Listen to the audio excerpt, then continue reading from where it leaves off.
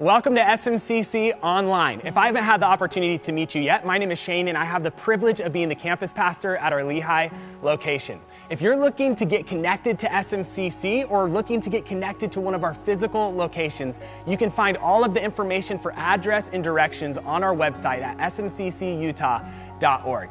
Now, it's Team Month around here, which means we are celebrating our amazing volunteers who make SMCC happen on a regular basis. And when I think of amazing volunteers, the name that comes to my mind is Earl Potter. See, I had the privilege of serving with Earl on our student ministries team back in the day, and Earl has poured his time, his energy, and his wisdom into students here at SMCC for years. I want you to check out his story. Hi, my name is Earl. I'm at the SMCC Draper campus. I serve on the worship team, mixing sound, and then I'm also help out the youth team as a leader of the sophomore guys. Actually, very soon after I started coming to South Mountain, over 15 years ago. I'd been coming to church for, say, 6 months, and there was just a slide that said they needed help. I like technology. I'm like, well, I can hit a space bar. So I talked to Mike Bell and got on the team. So the students, I remember my son Holden was in about 6th or 7th grade. Felt like it was important that he got connected with more kids outside of the school, outside the house. And so grudgingly I brought him. He didn't want to come. I brought him anyway. And then I realized when I got here, right, there were a couple of very passionate kids trying to control the chaos. They were high school. And so I just they need some help. And so I can either complain about it or I can step up, and I opted to step up. So since serving at South Mountain, either on sound or with the youth, I've just grown as part of a team, right? There's been a need, we have a mission. I'm part of that. I think I understand a little bit more about my piece in the kingdom, for lack of a better term, how I can help create an experience and an environment for other people come in and know truth. Being a part of the worship team and mix and sound, I get to be a part of the reason someone may come back, right? I know for someone to come here for the first time, step across that threshold, it's scary enough. I'm hopeful that, as part of what I do, it just kind of breaks down some of those barriers and they're able to relax a little bit and maybe hear a nugget of truth that they would maybe cause them to come back again. I like serving with the youth because I get to be a positive part of their life and witness life change. Maybe pridefully, but certainly I'm grateful that I had a piece in being a part of how they think. So what I would tell someone thinking about serving, man, for me, it made it more than just a Sunday thing, right? I was actually a part of something that was larger than myself. I get joy out of serving at South Mountain. I would hope others would too. I would think for many it would be your next step. We think there's a team at SMCC that would be better if you were on it. If you're interested in joining a team, you can shoot us an email at smcc@smccutah.org. Or even better, reach out to your campus pastor and they would love to get you connected to a team.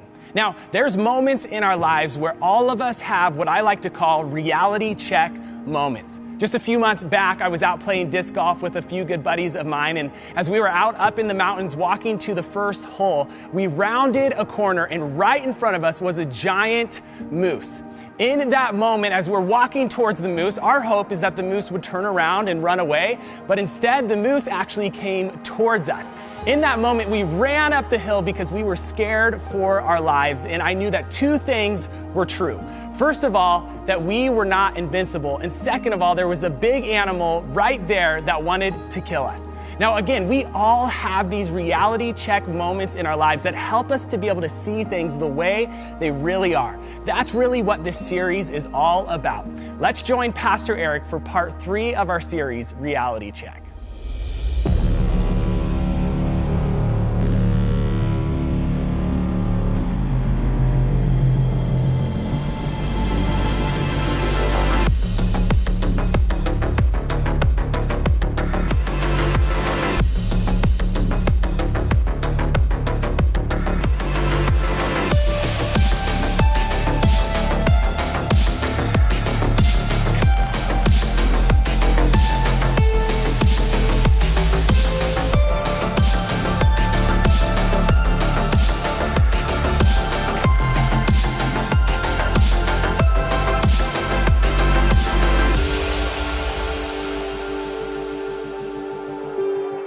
Hey, I'm Eric. I'm one of the teaching pastors here at SMCC. I'm so glad that we get to connect together in this way. A special welcome to everybody at the Draper location today. I had a great time being with you over the last 2 weeks in person, and I'm so glad I get to connect with you in this way this week. Currently, I'm at the South Jordan location live today, connecting with them in person. Now, if you don't know this, here's how we do messages at SMCC. We have a teaching team, and those pastors, Pastor Paul and myself, we rotate around the 3 English-speaking locations here up north, and then once a month, a video presentation like this rotates in as well. I'm so glad that we get to leverage technology like this to have helpful and hopeful conversations like these. Now, every great story and every great movie has great characters. Here are some of my favorite characters and some of my favorite movies. First, there's William Wallace. William Wallace in the movie Braveheart, played by Mel Gibson, of course. Then, of course,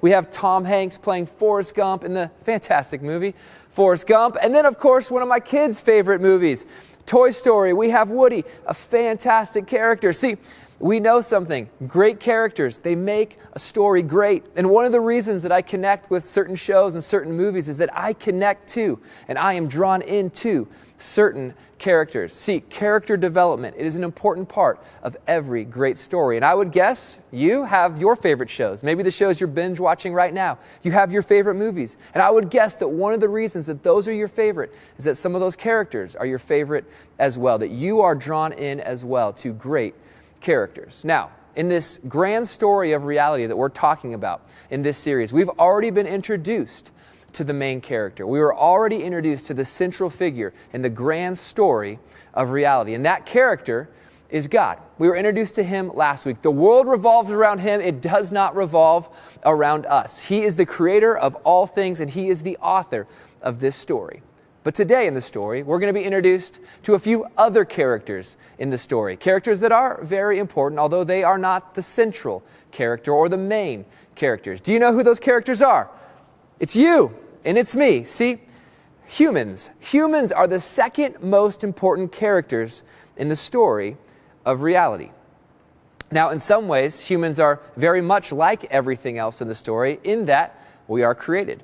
But in other ways, we are very unlike other parts of creation inside of this story. See, we are contingent on other things for our existence, and yet our existence is very much unlike the existence of anything else.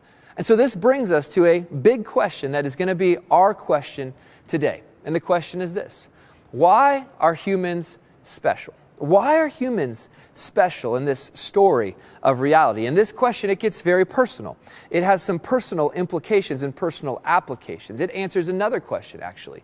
And that question is a question we've all asked ourselves. It's this one: who am I? Now, welcome back to our Big Fall series, Reality Check. A reality check is an occasion to be reminded for the way things really are in the real world. And we're doing this series so that we can learn what reality is all about. Because never before in our history has it been easier to be out of touch with reality. And in this series, we've had a big thesis. It's really our big idea to the whole series. It's a bit punchy, it's a bit provocative, but it's this: Christianity is the story of reality. And each week we are moving into another chapter in the story of reality. So today we're going to dive deeply into what it means to be human. We're going to dive deeply into who we are inside of this story. So, what does make humans special? What is it that makes us unique? What is it that makes us special? Here's an answer that won't do. Because I am one and I want to be special, therefore I am. I don't think that answer is going to cut it. I mean, objectively, why are humans special? Why are we unique? Why should we have dignity? Now, this question brings up a whole bunch of other questions. Is it that all humans are special? Or only certain humans that are special? Are some humans worth more if they contribute more to culture? Or are all humans worth the same? These are some interesting questions. I mean, do we place more value on certain humans because they perform certain functions? Or should all humans be seen with equality? Now, this question, why are humans special, has some other implications and some other questions that it creates as well. I mean, really, are we special, or are we just a highly evolved species? And the reason we are here right now is simply because we have been the fittest for survival up until this point. Now, regardless of what you believe about these big questions, I think at the very least we can agree that humans have some unalienable rights.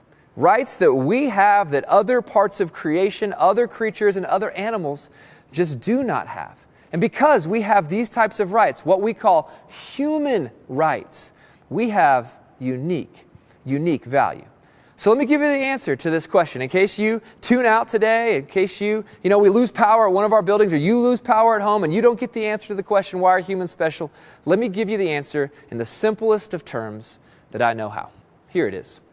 We are more like God. Here's why we are special. We are more like God than anything else that He has made.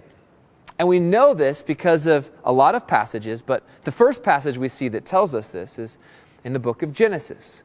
In the book of Genesis, which we looked at last week, we saw the creation of all things, and we see the creation of humanity. Let's take a look.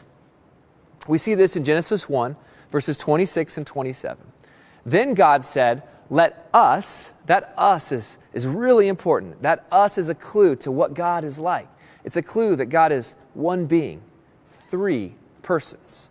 Let us make mankind in our image, in our likeness. Once again, there's plurality in the beginning. Us, our. In our likeness, so that they may rule over the fish in the sea and the birds in the sky, over the livestock and all the wild animals, and over all the creatures that move along the ground. So God created mankind in His own image. In the image of God, He created them. Male and female, He created them. So here we see that humans are unique. Here we see the uniqueness of humans. We are to rule over creation, whatever that means. We're to fill it. We are to reflect and image God in it. Now, to sum all this up, we could just say it like this. We are special because we have something that nothing else in creation has, and that is God's image. Now, this concept of God's image is very important. It's been a very important concept for a very long time. In fact, it's become a very classic phrase in Latin. It is Imago Dei, the image of God, or the Imago Dei in Latin. Now, this idea of image I want to talk about first, and then I want to take the idea of image once we understand that and talk about it in terms of God. It's not just that we image anything, it's that we image something very specific. We image God. Image means this: something similar but not same. Something similar but not identical. Now, have you ever met a family and you met the mom and you met the daughter and you thought to yourself, oh my goodness, they look so similar. I mean, what a spitting image she is of you. Or maybe someone has said this to you before about you and one of your children. People say this all the time about me and my son Jack. Take a look at this right here. This is me and this is my son Jack. People say this all the time. Man, he is just like you. Now, by the way, shameless plug, if we're not connected on Instagram, let's connect. Eric in Utah. But this is my son Jack right here. Now, image is a reflection of something else. Jack, it's so funny. He even shoots like me. In some ways, he skates like me. We love to play hockey together. Now, this is what it means to image, but what does it mean to image God? It is something far bigger than something physical. In fact, to image God is really nothing physical at all. See, the thing that differentiates us from animals is not so much in terms of DNA. It's in terms of the image of God.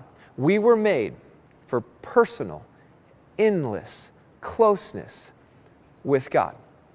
This is what it means to bear His image. And I wrote it down in 6 statements that make it very clear, that communicate what it means to be an image bearer of God, or to be made in the image of God. And here they are. Here are the 6 things. The image of God means, first, we are preconditioned for a relationship with God.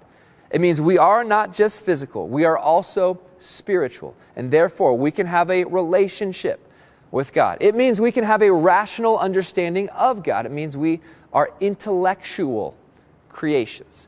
We are morally accountable to God because He created. He, of course, has the right to command. He has owner rights over us. Number 4, we're free to choose to trust God. We have a response to make. We are able to respond. Response able to who God is. Number 5, we are emotive and we are creative like God. We are not just biological. We are emotive. We are creative. We can choose.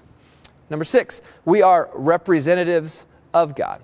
We are to be stewards of this creation. Now, in these 6 things, we could break it down into just 3 simple categories. I think these categories are very important. If you're taking notes at home, you're taking notes at the Draper location today, this might be very important.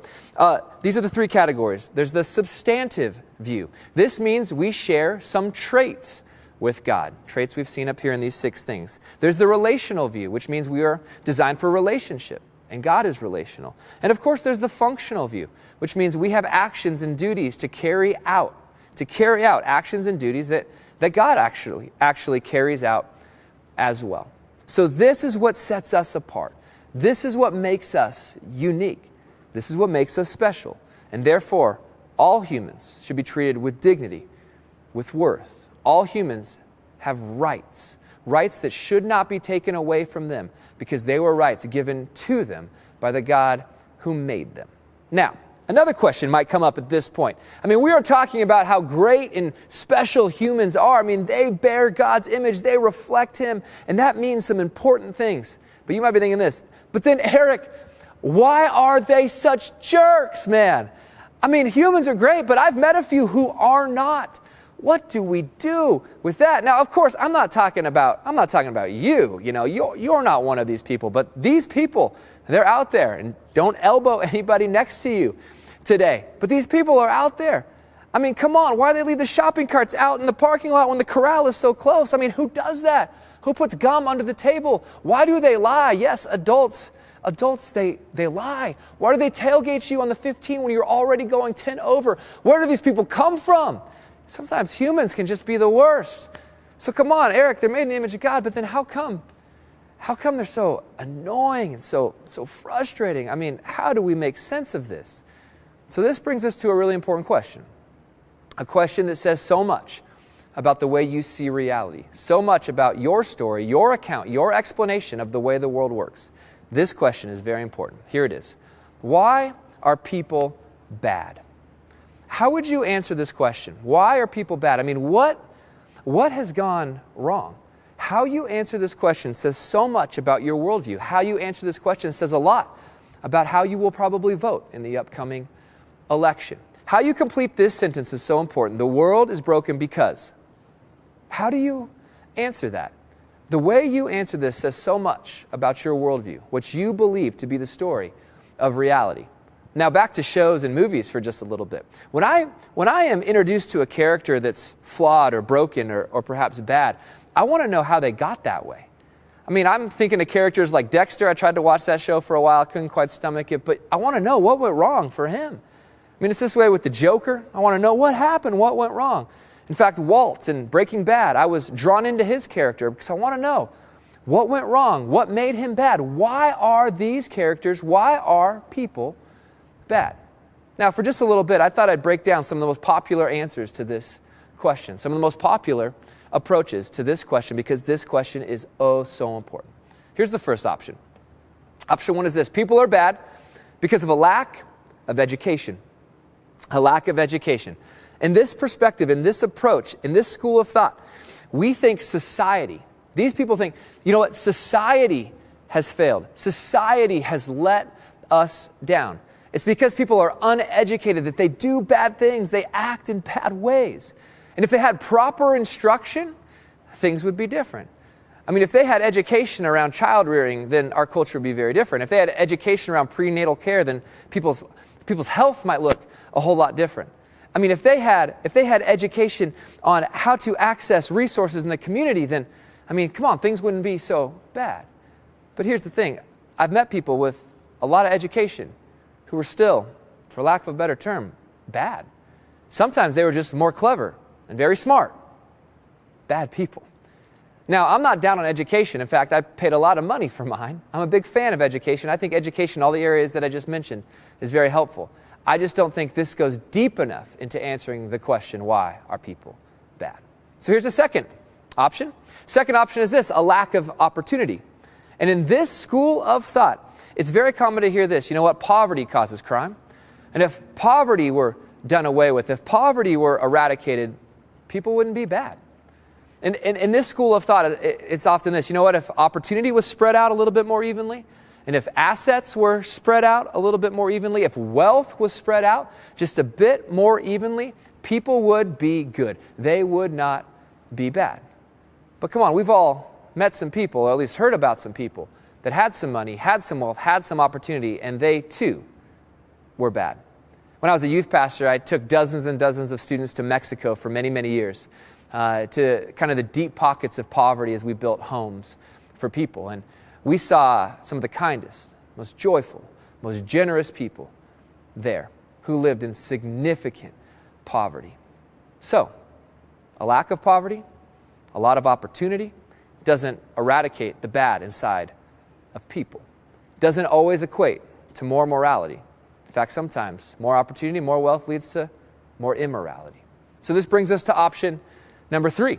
Why are people bad? Option number 3, well, it's got to be because people have a lot of power. They have too much power. And because they have power, they use their power to do evil against people who have less power. So if we took people out of positions of power, then of course the world would be a better place because they wouldn't use that power for their own evil. And of course in all of these, I think there's some things that are very relevant. But here's the thing, people without a lot of power still do evil things to people as well. Not to mention if we took away power, or to use another word, took away influence, then aren't we just back to square one, hoping that people have more opportunity and have more education to gain influence? So with this question, it's very interesting. Is it that we want to empower people, or do we want to take power away from people? Which one is it? This is all just a bit dizzying, isn't it? So I think a lot of people in our culture have come to this conclusion, because these questions are so frustrating. It's hard to answer the question, why are people bad? So I think a lot of people come to this question. Option number 4, they aren't really bad. They're not really bad. I mean, there's not really good, there's not really evil, there's not really bad. They aren't bad. Now, with this approach, we get ourselves into trouble as well. Because now we lose the opportunity to say, you know what, that's wrong. They shouldn't do it that way. We lose the opportunity to say, hey, that's not just, and I want justice. We lose the opportunity to critique people at the top, to critique the wealthy perhaps, to create those in power. We lose that opportunity because they're not bad, are they? Because if good and bad don't really exist, then they're not bad. In fact, they are just dancing to the DNA inside of their brains. I mean, they are just molecules in motion. They are just doing what they do, and perhaps they've just been the most fit to survive up until this point. So as we look at all these answers, I just don't think they really answer the question. They just don't go deep enough. So let's go a little bit deeper. I want to give you another option to answering the question of why are people bad, but I only want to give it to you if you promise not to roll your eyes. Promise? All right, here it is. Option number 5, sin. Sin. I hope you didn't roll your eyes. Why are people bad? Well, another explanation in the story of reality is this explanation right here. It's because people are sinful. Now, I don't mean to give you that answer as a pastory like Jesus answer. I don't want to make this all Jesus-y, and you knew I would say this because I'm a pastor and I'm supposed to say it, but let's just think about this for a second. What we talked about last week is this. God made the world good. It reflected His goodness, and everything was just the way that it should be. But here's what we know as the story goes on, is that humanity rebelled against His goodness. And to use a word, badness entered into the picture. And as badness entered into the picture, because of the rebellion inside of people, badness then entered into the world. And the world was then fractured. It was then broken with this badness. And the short 3-letter word that I put on the screen, sin, explains that badness. It explains that situation. So I think this is such a helpful way to talk about the story of reality. People are bad because they've rebelled against a God who is good. It is that simple. And now we are experiencing the micro effects of this and the macro effects of this decision. Now, when I say the word sin, I don't know what comes to mind for you. I mean, you might think of some church services you've been through with some awkward person on a stage yelling this word at you, trying to make you feel guilty. I don't mean to do that today. Or perhaps when you hear the word sin, you think of some awkward conversation with your parents growing up. I don't mean to do that either.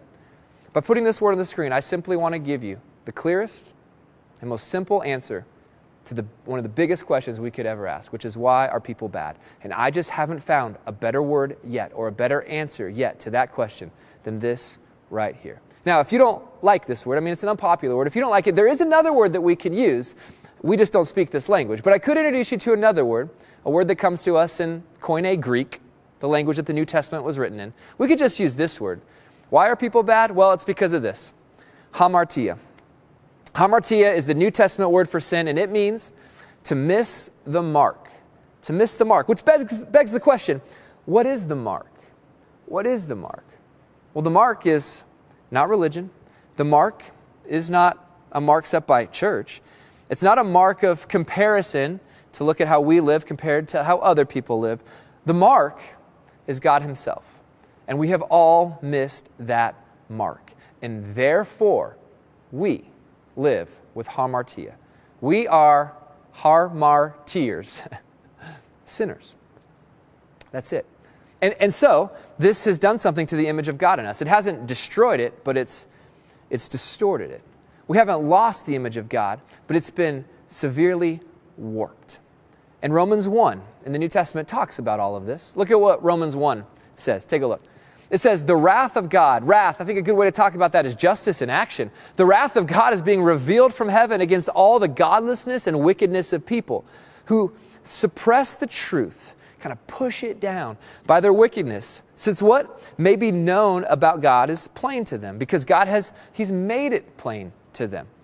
The passage goes on. For since the creation of the world, we talked about that last week, since the beginning, the creation of the world, God's invisible qualities, His eternal power, and His divine nature have been clearly seen.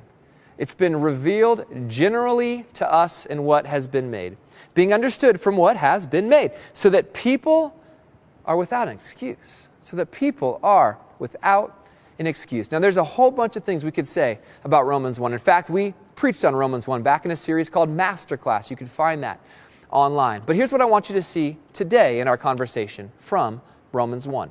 And it is this. It's not repressed desire that leads to sin. A lot of religion teaches that. A lot of psychology teaches that. You know what? We just push desire down, down, down, and it can't be pushed down. It's got to come up, so that leads to sin. Romans 1 is saying that's not what it is.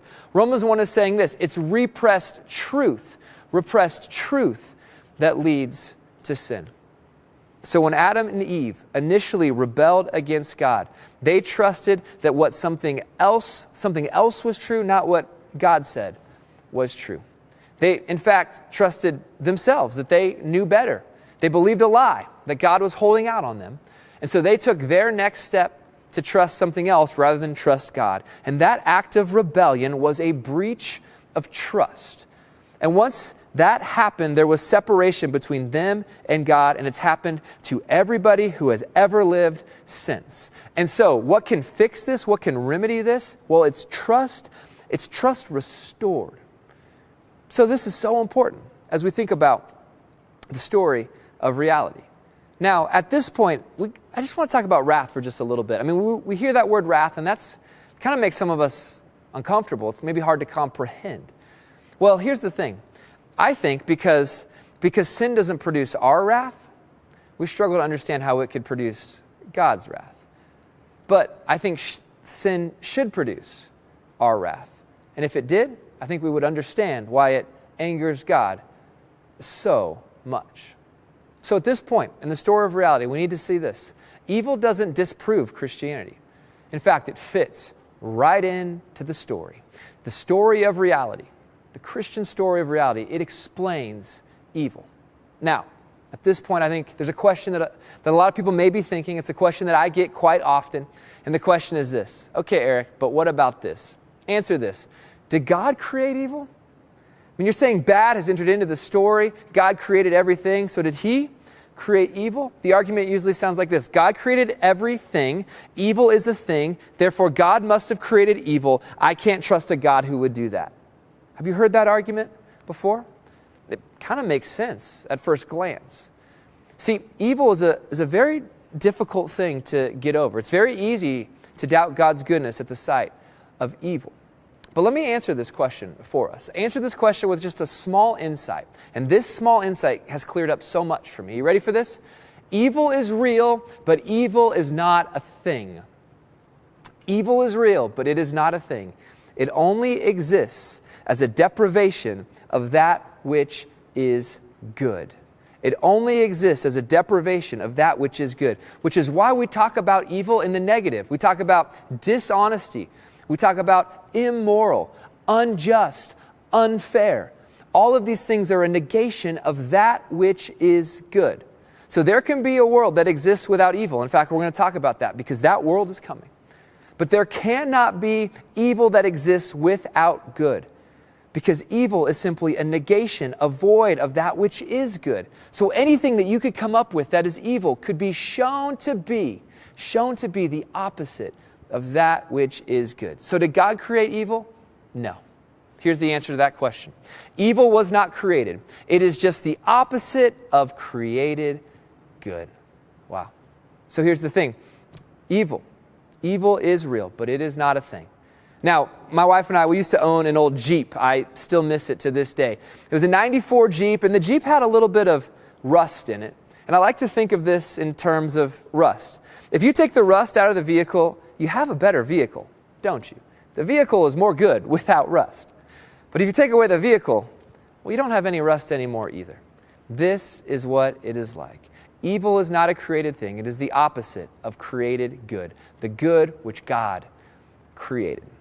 So, evil separates us in our relationships from others. I think we know this. Sin separates us from others, and sin, it separates us from God.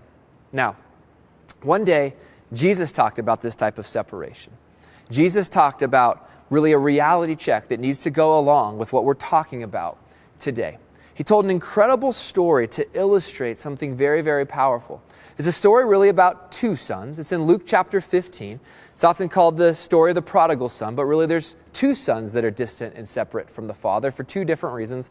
One, perhaps righteous reasons or self-righteous reasons or religious reasons. The other, of course, maybe irreligious reasons. And Jesus tells the story. And to the one son, the father was as good as dead. I mean, the relationship was as good as dead. He wanted his father's stuff now. He wanted his father's inheritance now. And inheritance is what you get when someone dies. The relationship is basically over when you want it now. And the son takes it and he spoils it on sex, drugs, and rock and roll. And one day he wakes up and says, "Oh my goodness, I've made a big mistake." And so he runs back to the father, and it's this incredible account of reconciliation in Luke 15.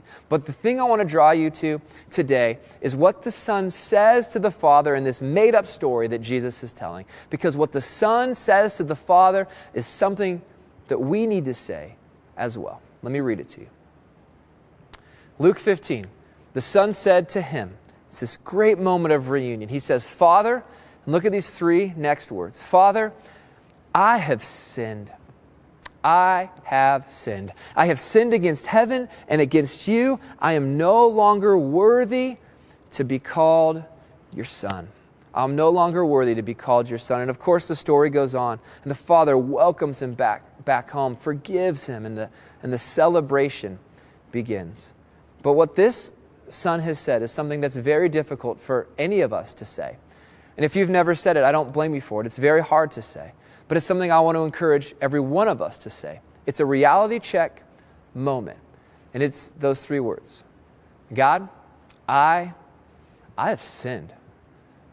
If you've said that, or if you think about saying that, it is a line in the sand moment where you come face to face with who you are. But here's why we should seriously consider adopting these three words that come from the story of Jesus. And here's why. When you refuse to recognize your sin, you refuse God's grace. See, there's this temptation to say, you know what, I do not want to think of myself as a sinner in need of a Savior. But when we do that, we also refuse God's grace. I don't know which is easier or more difficult, recognizing that we're a sinner or deciding I desperately want God's grace. We need both. We need both. And now, by the way, saying I'm a sinner, it's not negative self-talk. It's talk that aligns with reality. So, all of this brings us to a question that we all ask throughout our lives. And the question is this right here. Who am I. In the story of reality, we see an answer to the question. Christianity is the story of reality. It's an account of the way things really are. And who are we in the story? Well, we are this right here.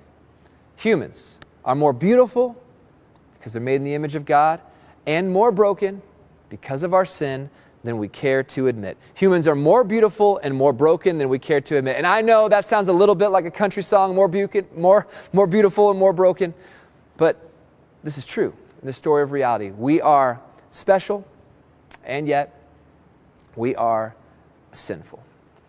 So, this is helpful and hopeful. This guards against treating humans as just objects. It guards against ever taking away someone's dignity. It guards us against doing that. And it also guards us from thinking too highly of ourselves, as if we could never need a God. So my hope is that you would embrace this in your story of reality. My hope is that you would embrace this. You would allow yourself to experience the comfort that comes from knowing the value God has placed on you because you bear His image and He has made you. Rejoice in that comfort. Rejoice in that value. And at the same time, allow yourself to be reminded of the fact that we are bad because we have sinned. And when we do that, we align ourselves with reality. The reality that we are beautiful because we are made in His image, and the reality that we are broken because we are sinful. So we're going to sing a song here as we continue in our service. And over the next few minutes, I want to invite you to say to God what the Son said to His Father in the story Jesus told. I have sinned. It's a very hard thing to say. It's a reality check moment. But it's the type of moment we all must go through if we are going to embrace the story of reality. Now, next week, we're going to talk about the remedy to all of this. So be back then for that conversation. But today, would you consider praying those three words? Father, here are the three words. I have sinned. Would you pray with me now? And then we'll continue to sing. God, we thank you for what we can talk about today. God, for all of us, we recognize that things are broken in the world. And we have to give an account for why that is. We have to have an explanation in our story of reality for why things are bad. But it's not just things, it's for why we are bad. And as we look at all the options, God, what you've said to us through the Bible is the best explanation. So we have turned our backs in rebellion from a God of goodness, and because of that, badness or sin has entered into our world. So God, we want here and now to have a reality check type moment. And we want to say, for anyone who wants to pray this, I have sinned. God, help us embrace that reality today. Because as we do, it opens the door for us to embrace your grace. We thank you for that. God, be with us until next time, where we have a conversation about the remedy to all of this. But until then, help us embrace the fact that we are special, beautiful because you made us, but broken because we've turned from the one who made us. It's in Jesus' name that we pray. Amen. Here I stand before you now, as honestly as I know how. Broken by the days gone by, Spirit, help my soul to rise.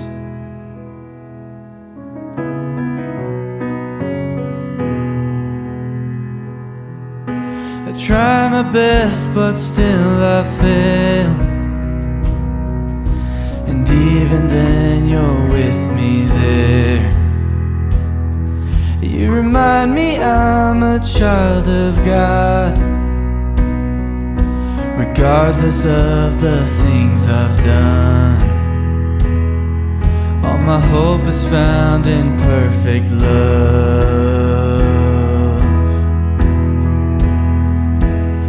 Your mercy triumphs over judgment.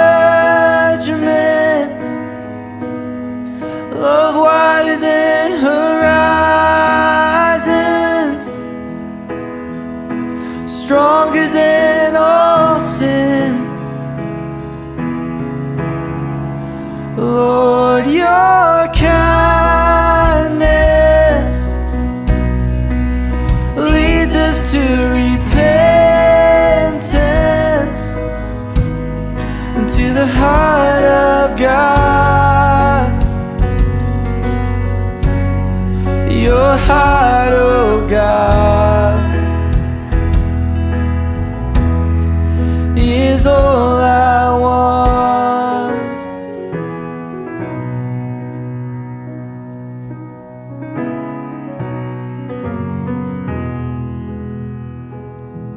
Well, they say that it's impossible to ever save a sinner's soul. But what my God says to the prodigal, my beloved one, you're welcome home. Oh, your mercy triumphs over judgment. Love wider than horizons, stronger than all sin. And Lord, your kindness leads us to repentance and to the heart of God. Your heart, oh God, is all I want. All to Jesus I surrender. All to Him I freely give. I will ever love and trust Him, and in His presence daily live. Oh, all to Jesus I surrender.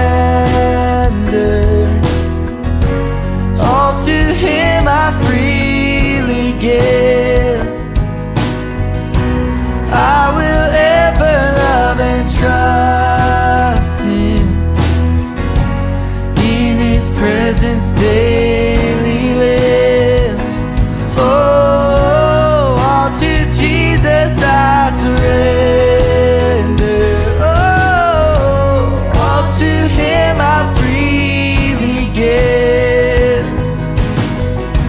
I will ever love and trust Him, in His presence daily live.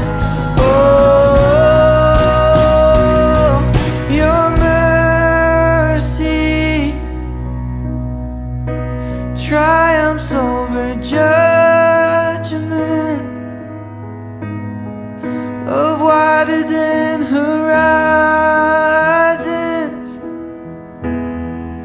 and stronger than all sin. Lord, your kindness leads us to repentance and to the heart of God. Your heart, oh God.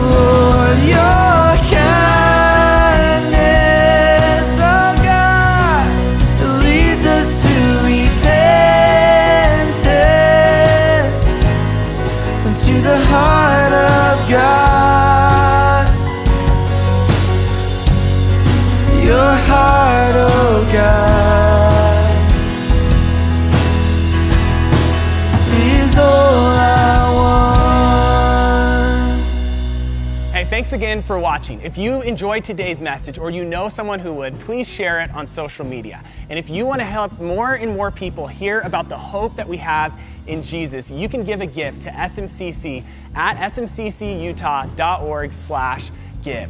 Hope to see you next week for part 4 of our series. See you then.